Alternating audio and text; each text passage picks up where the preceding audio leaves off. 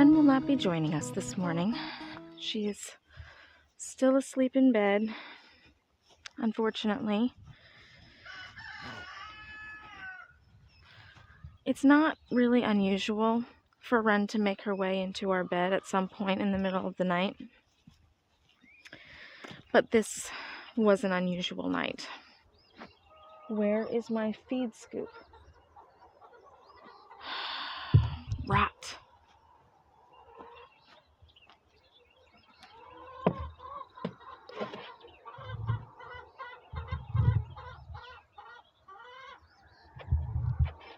Where can my feed scoop be now? Who fed the chickens yesterday?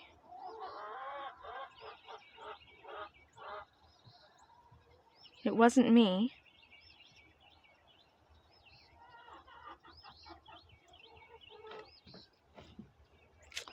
Looks like I'm gonna have to let him out first because I need to check and see if there's food, the feed scoops inside. Oh, here it is.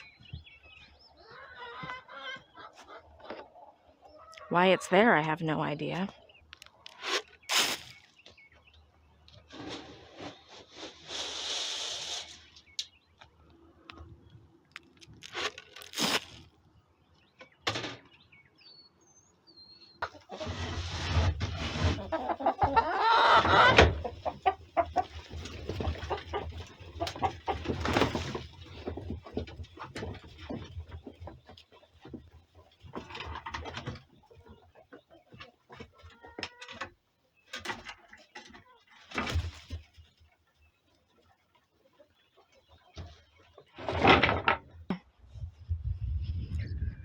It is a absolutely beautiful day. We're at that point here in South Carolina where during the day it's getting up to like 70s, mid 70s, even high 70s. But at night it's still getting down toward freezing. So, hey, how are you feeling?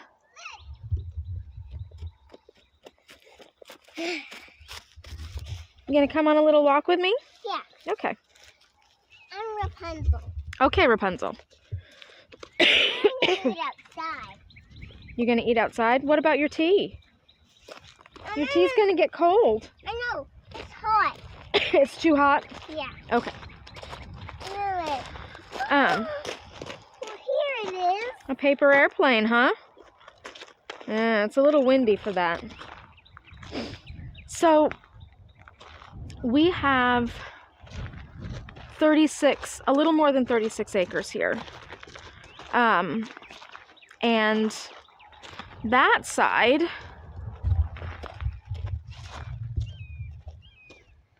is the larger portion.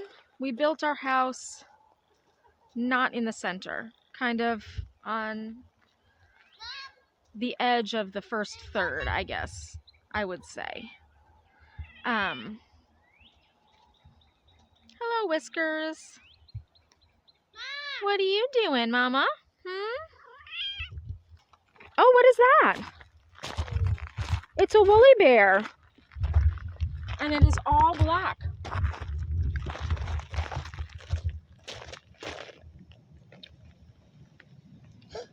Oh, no. No. Ren wants to take a walk, so we're going to take a walk. Yeah. Just kind of around the property. This is my side. And we're going to fence it in down here. We're going to put up perimeter fencing around the entire thing. Once we get the perimeter fencing up, we can then consider this side of the property farm. So we can change it on the, I forget what it's called, but whatever it's called, it will go from being timber property to being farmland. And I was thinking that I wanted to put pigs in over here. I want to get some pigs. And I do want to put pigs in over here. Mom? What? I got some pigs right here, and they want to eat some flowers. How many pigs are we gonna have? Eater. They want to get some eater and flowers. How many pigs are we going to have, Mama? Just 2. I don't know, Ada. A lot of pigs. And a lot of sheep. A lot of pigs and a lot of sheep? Yeah, and a lot of cows. Yeah, so we were thinking about pigs over here, and I still really would like to put in pigs over here, but I'm not sure if pigs are going to be the best thing now. So, in other words, I think sheep or goats, but we really are not really interested in getting goats. Sheep are more docile and easy to keep in. Lots of broom sedge and holly. These sweet gums have gotten pretty tall. I don't know. I don't think the controlled burn will kill them off. I really don't. I think they're large enough that it's not gonna affect them hardly at all. And so I don't know. Maybe the pigs would, depending on the breed we got, maybe the pigs would go ahead and root those up. Maybe. I just don't know enough about it, and I know that the sheep will strip the bark off and kill them, and or if we coppice them, they'll eat the leaves that come up. But here's the a telephone right-of-way, and Nathan has kept this brush hogged since we moved in. And so it's a really nice path. So I think that this is where we're going to put our perimeter fence. This all goes along with my wanting to be more proactive with growing our own food. I want to give you a suggestion. You do. That's so nice. I want to grow more of our own food. I want to have more healthy food. And I think in order to do that, we need to grow our own ruminants. And the first step toward that is getting this place fenced in and getting some sheep on here. Our freezer is full of venison from this fall. Between Nathan and Liam, they shot 2 does and a buck. And we got quite a bit of meat. So we're not buying ground beef from the store, and we have some roasts and things. So that's another step in the right direction. I want to take you over here and show you kind of my plan for the garden. Kind of this edge here and straight across this way to where the chicken fence is, and then back. That small rectangle was my first garden.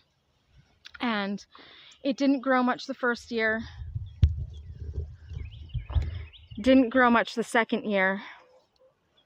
Last summer, I actually had some things start to grow well in this space. And all I've put on it so far has been free mulch from the county. This fall, I extended the garden by quite a bit, and that's this.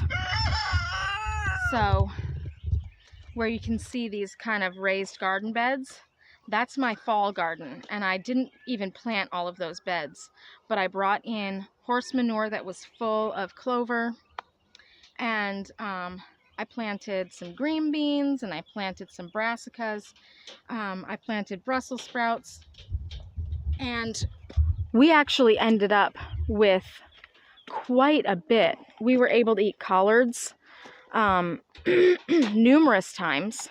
I would have liked to have been able to eat them more frequently. My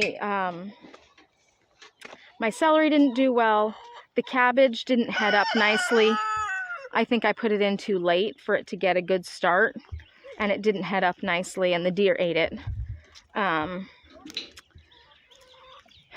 So that's this part. Now this spring, Nathan has a really keen interest. I want to grow the things that he wants to eat. because the more that I grow that he wants to eat, the more on board he gets with my plans and my ideas. So he really loves acorn squash, so I'm planting acorn squash this year. And he wants to grow corn. I actually want to grow popcorn. So I'm planting quite a bit of popcorn. The gem, something gem, I can't remember, popcorn. And so you need like a block for corn types. So you can't just plant one row.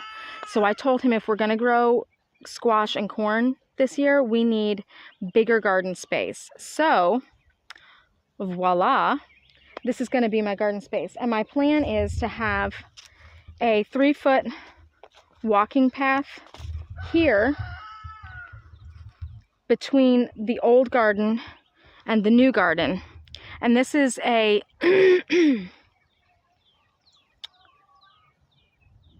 6-foot, no, 60-foot.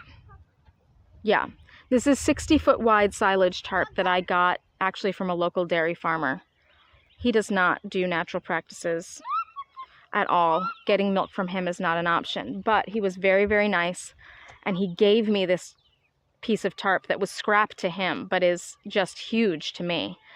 And I spread it out, and then we got a chip drop, and I moved it out of the way for the chip drop, and then the chip drop wasn't as big as I expected it to be, and I didn't move it as fast as I wanted. So I wanted this silage tarp to be down on my whole garden area this entire winter.